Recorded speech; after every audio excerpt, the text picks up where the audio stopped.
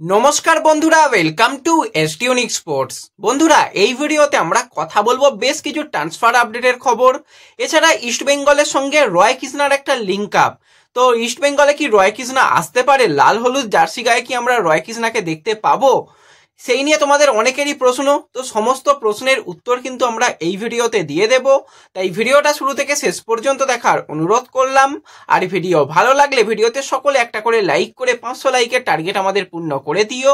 আর যারা চ্যানেলে প্রথমবার এসেছো মনে করে চ্যানেলটাকে সাবস্ক্রাইব করে পাশের বেল আইকনটাকে অন করে রেখো।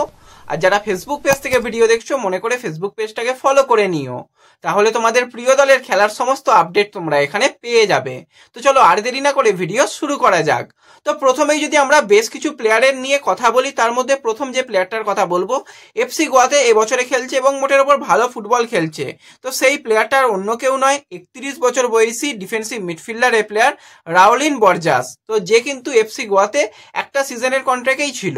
তো রাউলিন বরজাসের সঙ্গে কিন্তু কন্ট্রাক্ট বাড়াতে চলেছে এফসি গোয়া, কারণ এই সিজনে রাউলিনের পারফরমেন্স মানালোর কাছে খুব ভালো হয়েছে। 15টা ম্যাচ খেলেছে, 3টে গোল করেছে আইএসএল এ। এছাড়া আমরা দেখেছি ডুরান কাপেও কিন্তু ভালো ফুটবল খেলতে এবং সুপার কাপেও কিন্তু খেলেছে। তো ওভারঅল কিন্তু এই সিজনটা খুব ভালো যাচ্ছে রাউলিনের জন্য।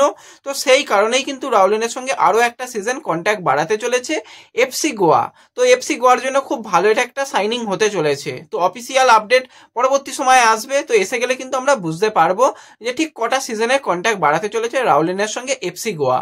তো এরপর যদি আমরা সরাসরি একটুখানি মুম্বাই সিটি এফসির দিকে তাকাই, তো মুম্বাই সিটি এফসিতে এবছরে মানে উইন্টার ট্রান্সফার উইন্ডো ওপেনের সময় একটা প্লেয়ার এসেছিল।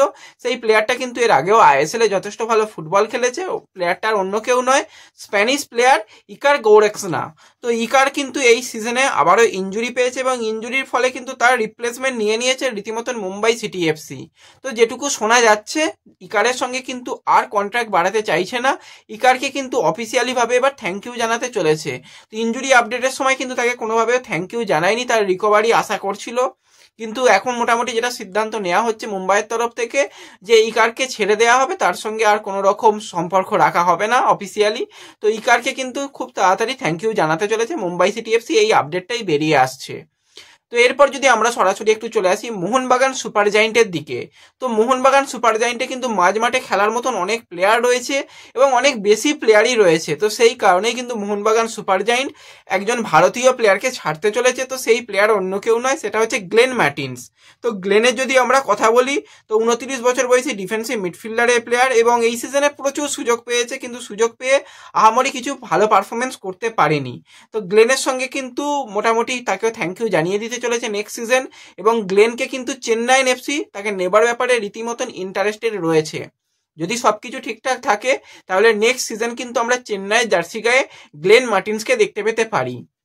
এছাড়া আরও একটা সম্ভাবনা রয়েছে, নেক্সট সিজনে কিন্তু জুয়ান আবার ফিরতে পারে। যদি জুয়ান ফেরে এবং যদি অন্য কোনো ক্লাবে জুয়ান সাইন করে, আমাদের ভারতেরই ক্লাবে সাইন করবে, তো সেক্ষেত্রে জুয়ান তার পছন্দের ছাত্রকে কিন্তু তার ক্লাবেও নিতে পারে, এরকম একটা সম্ভাবনাও রয়েছে। তো দেখা যাক, চেন্নাইয়ের অফারটা কিন্তু ভালো রয়েছে গ্লেনের কাছে, এটুকু শোনা যাচ্ছে। তো এবার যদি আমরা সরাসরি চলে আসি একটুখানি ইস্ট বেঙ্গলের দিকে, তো ইস্ট বেঙ্গল কিন্তু উইন্টার ট্রান্সফার উইন্ডোকে একদমই কাজে লাগায়নি। তার পরবর্তী সময়ে আমরা দেখলাম দুজন বিদেশি প্লেয়ারকে নিয়ে আসা হয়েছে, যারা কিন্তু নামেই বিদেশি প্লেয়ার, স্বদেশি প্লেয়ারদের থেকেও পারফরমেন্স খুবই খারাপ। সে ভিক্টরের কথাই বলা হোক বা ব্রাউনের কথাই বলা হোক, দুজনকে নিয়েই কিন্তু রীতিমতন খুশি নয় ইস্ট বেঙ্গলের কোনো সমর্থক থেকে শুরু করে কেউই। তো এই দুজন যে পরের সিজনে থাকছে না, এটুকু আমরা মোটামুটি বুঝতে পারছি। লাস্ট 3টে ম্যাচেও আহামরি যে খুব ভালো তারা কিছু করতে পারবে সেটা মনে হচ্ছে না। তো সেক্ষেত্রে মোটামুটি একটা গুঞ্জন তৈরি হয়েছে যে ইস্টবেঙ্গলে আসতে চলেছে নাকি রয় কৃষ্ণা। তো রয় কৃষ্ণার যদি আমরা কথা বলি, ভারতবর্ষের অন্যতম একজন শ্রেষ্ঠ বিদেশি প্লেয়ার। আইএসএল এ কিন্তু এখনো পর্যন্ত 88টা ম্যাচ খেলে নিয়েছে, সেখানে 50টা গোল, 19টা অ্যাসিস্ট।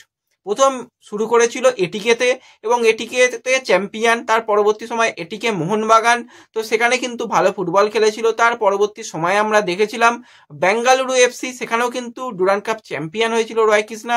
তো রীতিমতন কিন্তু ভারতের সফল একজন বিদেশি প্লেয়ার। তো এই বিদেশি প্লেয়ার বর্তমানে খেলছে ওড়িশাতে, এবং ওড়িশা কিন্তু নেক্সট সিজন রয় কৃষ্ণাকে নিয়ে পরিকল্পনা করছে না। এবং কিছুদিন আগে একটা মোটামুটি গুঞ্জন তৈরি হয়েছিল যে রয় কৃষ্ণা পরবর্তী সিজনে আর ভারতে কন্টিনিউ করবে না, সে তার দেশে ফিরে যাবে, এবং একটা বড় জায়গা থেকে মোটামুটি সেটা রিপোর্ট এসেছিল। তো সেই রিপোর্টটা কিন্তু একটা বড় পোর্টাল থেকে করা হয়েছিল, কিন্তু এই যে রয় কৃষ্ণার সঙ্গে ইস্টবেঙ্গলের লিঙ্ক আপটা যেটা করা হয়েছে, আমি যতটুকু জানতে পারলাম এরকম কোনো ব্যাপারই নেই। আগের সিজনে অবশ্যই একটা ইন্টারেস্ট ছিল রয় কৃষ্ণাকে নেবার ব্যাপারে বেঙ্গালুরুতে যখন খেলতো, কিন্তু এই সিজনে এখনো পর্যন্ত কোনো রকম ইন্টারেস্ট শো করেছে বলে তো মনেই হয় না। কিন্তু তোমরা প্রচুর মেসেজ করেছো, ফেসবুক পেজ বলো, কমেন্ট বলো, প্রচুর মেসেজ এসছে যে রয় কৃষ্ণা কি আদৌ আসতে পারে। দেখো এখনো পর্যন্ত কিছু সেরকম শোনা যায়নি ভিতরের খবর, তো পরবর্তী সময় যদি চেষ্টা করে তো সেক্ষেত্রেও কিন্তু মনে হয় না যে রয় কৃষ্ণা আবার ইন্ডিয়াতে থাকবে। যদি ইন্ডিয়াতে থাকে সেটা একটা অঘটন হতে পারে, তো অনেক অঘটনই কিন্তু ফুটবলে হয়, তো সেক্ষেত্রে আমাদের অপেক্ষা করতে হবে পরবর্তী সময়। তো এই সময় দাঁড়িয়ে রয় কৃষ্ণা আদেও ইস্টবেঙ্গলে আসছে কি, এরকমটা পুরোপুরি একটা রিউমার হিসাবে ধরে রাখতে পারো, এবং এটা হওয়ার সম্ভাবনা অনেকটাই কম ধরে রাখতে পারো। তো আশা করি তোমাদের বোঝাতে পারলাম যে রয় কৃষ্ণা কিন্তু নেক্সট সিজন এ লিগে ফিরে যাওয়ার একটা চিন্তা ভাবনা তার মধ্যে রয়েছে, ইন্ডিয়াতে থাকার মতন আর তার ইচ্ছা নেই, কারণ ইন্ডিয়াতে রীতিমতন সে সফল বিদেশি, আর এজটাও হয়ে যাচ্ছে, তো সেক্ষেত্রে সে চাইছে এ লিগে ফিরে যেতে। তো দেখা যাক পরবর্তী সময় আরো যে সমস্ত বিষয় এই বিষয় নিয়ে আপডেট বেরিয়ে আসে তোমাদের জানিয়ে দেব। তো এই ভিডিওতে এইটুকুই ছোট্ট আপডেট তোমাদের সঙ্গে শেয়ার করার ছিল। ভিডিও ভালো লাগলে ভিডিওতে লাইক করে দিও, চ্যানেলে প্রথমবার এলে চ্যানেলটাকে সাবস্ক্রাইব করে দিও, ফেসবুক পেজ থেকে ভিডিও দেখলে মনে করে ফেসবুক পেজটাকে ফলো করে নিও, এবং ভিডিও একটু সকলের সঙ্গে শেয়ার করে দিও। তো দেখা হচ্ছে পরবর্তী ভিডিওতে, ধন্যবাদ।